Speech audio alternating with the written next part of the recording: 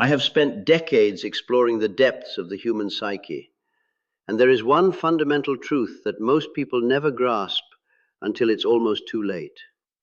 When you stop being available to everyone and everything, when you finally withdraw your energy from the endless demands of the world, something profound shifts, not just in how others see you, but in how you see yourself. Today, I want to share with you what happens when you reclaim your psychological space, and why this act of withdrawal might be the most important thing you ever do for your soul. You know, I've observed something curious in my years of analytical practice. The people who come to me most distressed, most fragmented, most lost, are invariably those who have made themselves endlessly available. They have become psychological servants to every whim, every demand, every crisis that crosses their path. They have forgotten something essential about human nature, that the psyche, like a well, must be allowed to refill. Think about this for a moment. When was the last time you said no without offering an explanation? When did you last disappear for hours, days even, without accounting for your whereabouts to anyone? If you cannot remember, then you have lost touch with something vital, your psychological sovereignty. The modern world has created an illusion that constant availability equals virtue, that being needed by everyone proves your worth. But I tell you, this is a profound misunderstanding of human psychology. The person who is always available has made themselves psychologically cheap. They have diluted their presence until it becomes as common and unremarkable as the air we breathe. But when you withdraw, when you become selectively unavailable, something extraordinary happens. Suddenly, your presence becomes precious again. People begin to wonder where you are, what you're thinking, what you're doing. They start to value the time they do have with you because they can no longer take it for granted. This is not manipulation, though it may appear so to the untrained eye. This is the natural law of psychological economics. Scarcity creates value, and abundance creates indifference. When you make yourself abundantly available, you invite others to treat you with indifference. When you create healthy scarcity around your presence, you invite them to treasure it. I have seen this transformation countless times. A man comes to me, exhausted from trying to please everyone, saying yes to every request, every invitation, every demand on his time. He feels invisible, unappreciated, taken for granted. I suggest he try an experiment, to become unavailable. Not cruel, not hostile, simply unavailable. The change is remarkable.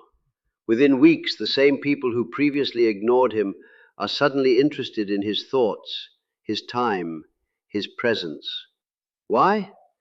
Because he has remembered something fundamental, that true power lies not in how much you give, but in how carefully you choose what to give and to whom. But this goes far deeper than mere social dynamics. When you stop being constantly available to others, you become available to yourself in ways you had forgotten were possible. You rediscover the rich inner world that constant external engagement had obscured. You reconnect with your own thoughts, your own rhythms, your own desires. The psyche requires solitude to function properly, just as the body requires sleep. When you deny yourself this psychological solitude by being perpetually available to others, you create a kind of mental exhaustion that manifests as anxiety, depression, and a profound sense of emptiness. I recall a woman who came to me feeling completely lost. She could not understand why, despite having so many people in her life, so many demands on her time, she felt utterly alone. The answer became clear as we explored her patterns. She had become so available to everyone else that she had become unavailable to herself. She had lost touch with her own inner voice because she was always listening to the voices of others. When she began to set boundaries, when she started saying no, when she created space for solitude and reflection, something beautiful happened. She began to hear herself again, her own thoughts, her own desires, her own authentic self emerge from beneath the layers of other people's expectations and demands. This is what I mean when I say everything changes. It's not just that others begin to respect you more, though they do. It's not just that your time becomes more valuable, though it does. It's that you remember who you are beneath all the roles you play for other people. The persona we show to the world is necessary, but when it becomes all we are, when we have no private self left because we've made everything available to everyone, we lose touch with our essential nature. We become actors who have forgotten they are acting, playing roles that drain our life force rather than express it. When you withdraw your constant availability, you create space for the authentic self to emerge. You stop reacting to every stimulus, every request, every crisis, and you start responding from your own center. This is the difference between living reactively and living authentically. I want you to understand something crucial here. The people who will be most upset by your newfound unavailability are often those who have been benefiting most from your overgiving. They may accuse you of being selfish, distant, or changed. Do not let this deter you. These reactions are simply evidence that your boundaries are working. Healthy people will respect your limits. Unhealthy people will challenge them. The withdrawal of your constant availability forces others to develop their own resources, their own strength, their own solutions. When you stop rushing to solve everyone's problems, you give them the gift of learning to solve their own. When you stop being the perpetual source of entertainment, comfort, or advice, you allow others to discover their own capacity for these things. This is not cruelty. It is profound kindness. By not enabling others to remain dependent on your constant availability, you help them grow into their own power. By not allowing yourself to be taken for granted, you teach others to value what they have been treating carelessly. But perhaps most importantly, when you stop being available to everyone, you become available to the right people in the right ways. Your energy, no longer scattered across countless demands, can be focused where it truly matters. Your presence, no longer diluted by overuse, regains its power to impact and influence. I have observed that the most powerful people, not in terms of dominance or control, but in terms of authentic influence and presence, are those who have mastered the art of selective availability. They understand that their time, attention, and energy are their most precious resources, and they guard them accordingly. They do not say yes to every request because they understand that a yes that comes too easily is not valued. They do not make themselves constantly accessible because they know that mystery and space are essential elements of genuine attraction and respect.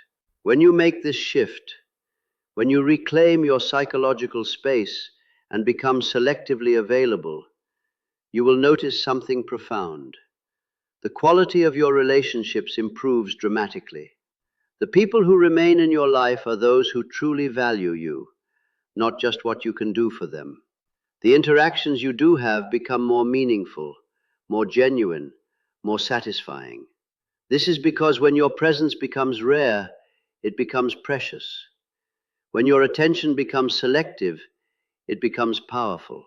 When your energy is no longer freely given to anyone who asks, it accumulates and intensifies. I want you to consider the psychological implications of this even more deeply.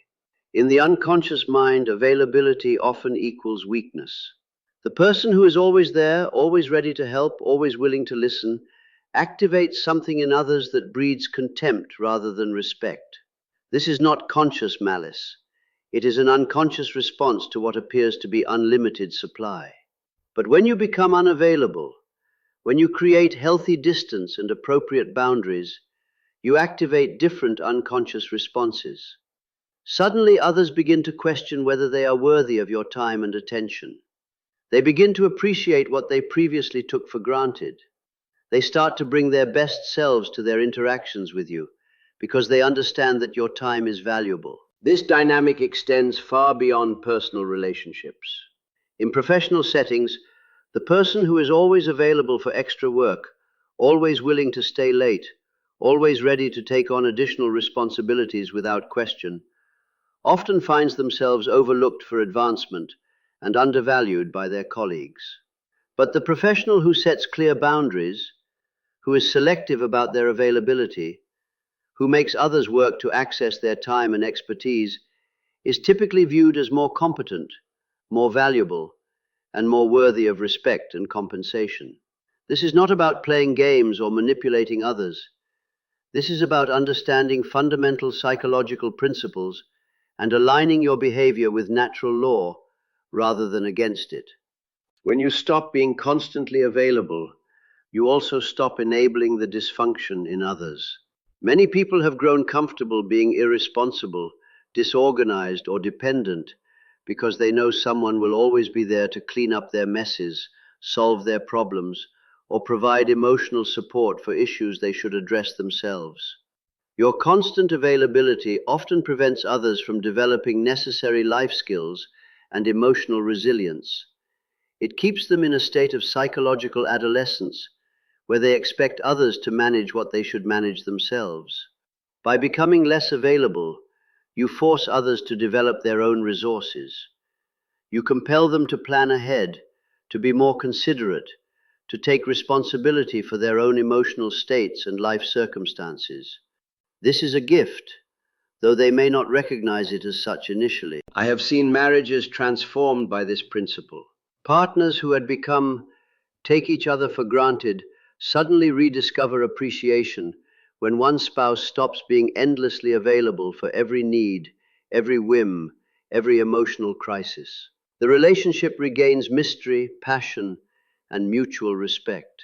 I have seen friendships deepen when people stop being constantly accessible and start being selectively present. The friends who remain are those who truly value the relationship for what it is, not just for what they can get from it. I have seen individuals rediscover their own power and purpose when they stop dissipating their energy through constant availability and start channeling it toward their own growth and authentic desires. But I want to address something important here. Becoming unavailable does not mean becoming cold, distant, or uncaring. It means becoming intentional about your availability. It means choosing carefully where you invest your time, attention, and emotional energy. The person who understands this principle makes themselves available for what truly matters, for the people and situations that deserve their presence, for the work that aligns with their purpose, for the relationships that are reciprocal and nourishing. They become unavailable for drama that is not their own, for problems they did not create and cannot solve, for the endless demands of those who have not learned to respect boundaries or manage their own lives effectively. This selective availability requires great wisdom and self-knowledge. You must understand your own values, your own priorities, your own limits. You must be able to distinguish between legitimate needs and manipulative demands. You must develop the strength to disappoint others in service of your own authentic path. Many people struggle with this because they have been conditioned to believe that their worth comes from how useful they are to others. They fear that if they are not constantly available, constantly helpful, constantly accommodating, they will not be loved or valued. But the opposite is true. When you base your worth on your constant availability to others, you teach them that this is all you are worth. You reduce yourself to a function rather than celebrating yourself as a whole human being with your own needs, dreams, and legitimate limits. The most attractive quality in another person is not their willingness to sacrifice themselves for you, but their clear sense of self and their ability to choose you from that place of wholeness rather than from desperation or obligation. When you stop being available to everyone and everything, you send a powerful message to the unconscious minds around you. You communicate that you value yourself, that your time and energy are precious, that access to you is a privilege rather than a right. This message transforms how others see you and, more importantly, how you see yourself. You begin to move through the world with a different kind of presence, not the anxious availability of someone seeking approval, but the calm confidence of someone who knows their worth. I want you to understand that this transformation is not just psychological, but deeply spiritual. When you reclaim your time and space, when you become unavailable to the endless distractions and demands of the external world, you create room for something sacred to emerge within you. In the silence and solitude that selective availability provides, you reconnect with the deeper currents of your own psyche. You remember dreams that constant busyness had obscured. You rediscover passions that perpetual availability had buried. You hear the quiet voice of your authentic self, speaking truths that the noise of constant engagement had drowned out. This is why great artists, writers, thinkers, and spiritual teachers throughout history have understood the importance of withdrawal, of solitude, of being unavailable to the world for periods of time. They know that creativity, wisdom, and spiritual insight emerge from the depths of the psyche, and these depths can only be accessed when we stop skimming along the surface of constant external engagement. When you make yourself constantly available, you live only on the surface of your own existence.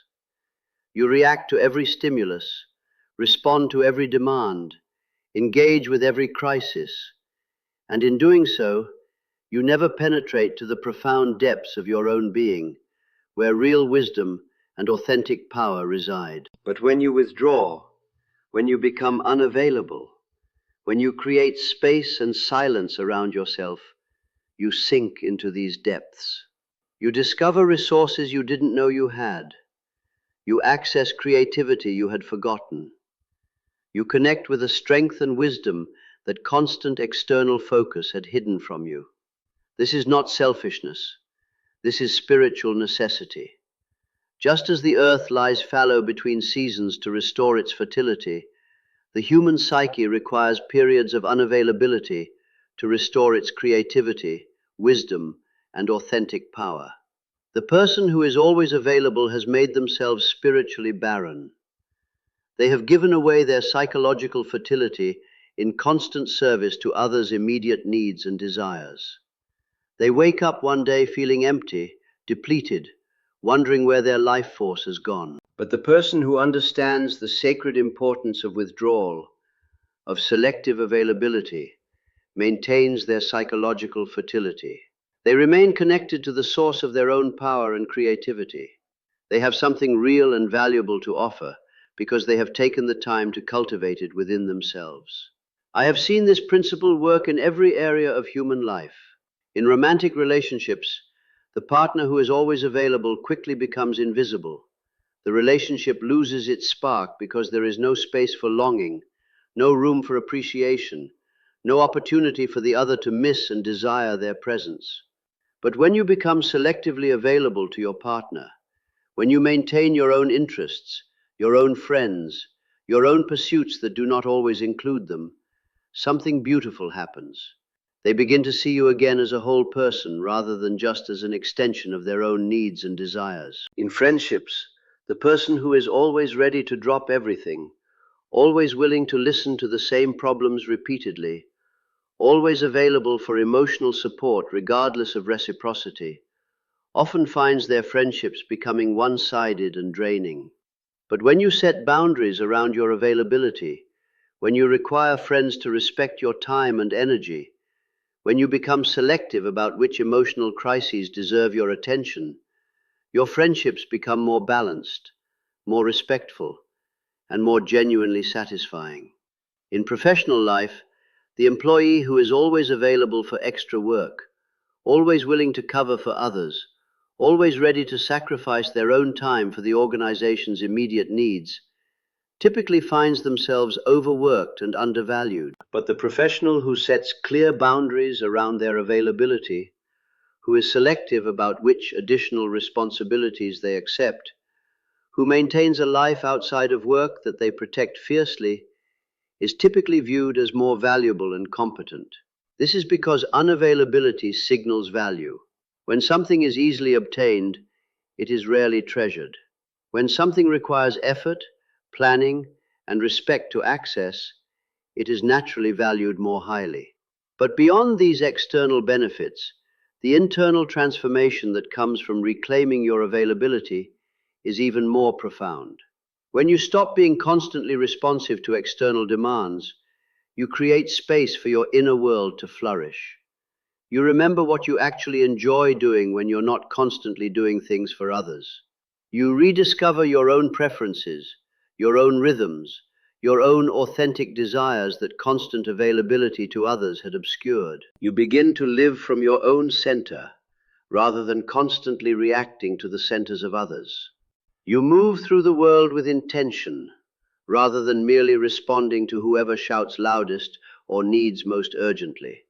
This shift from reactive living to intentional living is perhaps the most important psychological development a person can make. It is the difference between being a leaf blown about by every wind and being a tree rooted in its own deep ground. When you stop being available to everyone and everything, you become available to yourself in ways that transform everything. You discover that you have been abandoning yourself in service to others' needs.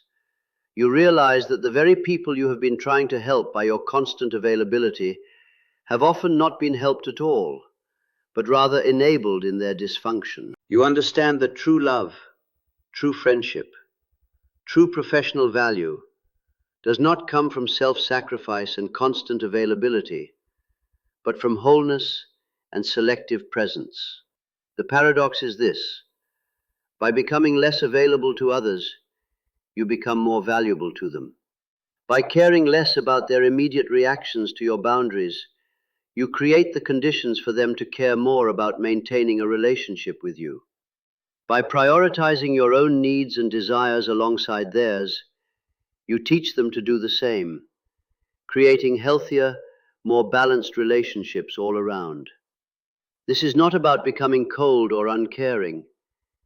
It is about becoming warm and caring from a place of choice rather than compulsion, from a position of strength rather than weakness, from a foundation of self-respect rather than self-abandonment. When you understand and implement this principle, when you truly grasp what happens when you stop being constantly available, you will find that everything does indeed change. Not just how others treat you, but how you experience yourself, how you move through the world, how you engage with life itself. You will discover that by protecting your time, energy, and attention, you have more of all three to give when you choose to give them. You will find that by being selective about your availability, the time you do share becomes more precious, more meaningful, more satisfying for everyone involved. You will realize that the fear you had about being rejected or abandoned if you set boundaries was largely unfounded. The people who truly value you will respect your boundaries and often love you more for having them. And the people who cannot respect your boundaries, who become angry or manipulative when you are no longer constantly available to serve their needs, reveal themselves as people who were never truly friends or partners, but rather users who saw you only as a resource to be consumed. This revelation, though sometimes painful, is ultimately liberating. It allows you to invest your precious life energy in relationships that are genuine, reciprocal, and nourishing, rather than continuing to pour yourself into bottomless pits of neediness and entitlement. The path to authentic living, to psychological health, to spiritual fulfillment, leads inevitably through the gate of selective availability. You cannot become who you are meant to be while constantly being who others need you to be. You cannot discover your own purpose while constantly serving others' purposes. You cannot hear your own authentic voice while constantly listening to and responding to the voices of others. The person who has learned when to be available and when to withdraw, who understands the sacred importance of psychological space, who has mastered the art of selective presence, lives from a place of authentic power. They are not controlled by the needs, demands, and crises of others, because they have learned to distinguish between what is truly their responsibility and what belongs to others. They are not depleted by constant giving because they have learned to receive as well, starting with receiving the gift of their own time, attention, and energy. They are not lost in the roles they play for others because they have maintained connection with their own center, their own truth, their own authentic self. When you stop being available to everyone and everything, you become available to the most important person in your life, yourself. And from that place of self-availability, of self-respect, of self-knowledge, you can offer something real and valuable to the world. Not the desperate availability of someone seeking approval or avoiding abandonment, but the conscious presence of someone who has something genuine to give because they have taken the time to cultivate it within themselves. This is the great secret that most never learn. In a world that demands constant availability, constant responsiveness, constant sacrifice of self for others, the most revolutionary act is to become selectively unavailable. It is to create sacred space around your life, to protect your time and energy as the precious resources they are, to remember that your first responsibility is to your own psychological and spiritual well-being. From this foundation of healthy selfishness, of conscious boundary setting, of selective availability, you can engage with the world from strength rather than weakness, from choice rather than compulsion, from love rather than fear. And when you make this shift, when you truly understand what happens when you stop being constantly available, you will see that everything does indeed change. Your relationships become healthier. Your work becomes more fulfilling. Your inner life becomes richer. Your authentic self emerges from beneath the layers of other people's expectations and demands. You remember who you are when you are not busy being what others need you to be. You rediscover what you want when you are not constantly focused on what others want from you. This is the path to psychological freedom, to authentic living, to genuine fulfillment. It begins with the radical act of becoming unavailable to what does not serve you, so that you can become truly available to what does. When you understand this, when you live this, when you embody this truth, you will discover that by withdrawing your constant availability from the world, you have given yourself and everyone around you the greatest gift possible, the opportunity for authentic relationship with a whole, centered, self-respecting human being. And that perhaps is the most valuable thing you could ever offer to anyone, including yourself.